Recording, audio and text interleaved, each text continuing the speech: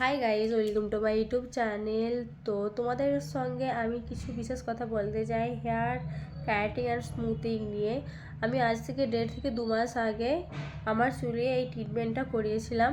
তো আমার চুলটা অনেক কার্লি ছিল। তো তোমাদের দিকে সেই ছবিটা আমি দেখাবো। তো আজ হয়ে গেল 2 মাস। তো চুলটা কিছু কিছু আগের অবস্থাতেই ফিরে আসছে। আর চুলটা তো স্মুথিং আর স্ট্রেট তো হয়েইছে, এবং যারা এই ক্যারাটিং আর স্মুথিং করতে যাও বা করতে যাচ্ছ তাদেরকে আমি এটাই বলছি, তোমাদের যদি আগে থেকে হেয়ার ফল হয়ে থাকে তোমরা একটু সাবধানেই থেকো, কারণ এটা করানোর সময় প্রচুর হিট পড়ে চুলের মধ্যে। সেই জন্যে তোমার 1 মাস পর একটু হেয়ার ফল তো বেশি হবেই। সেই জন্য তোমাদেরকে বলছি তোমরা এটা থেকে একটু দূরে থেকো। তোমরা আগে ডাক্তারের পরামর্শ নাও, তারপরে এই ট্রিটমেন্টটা করাও।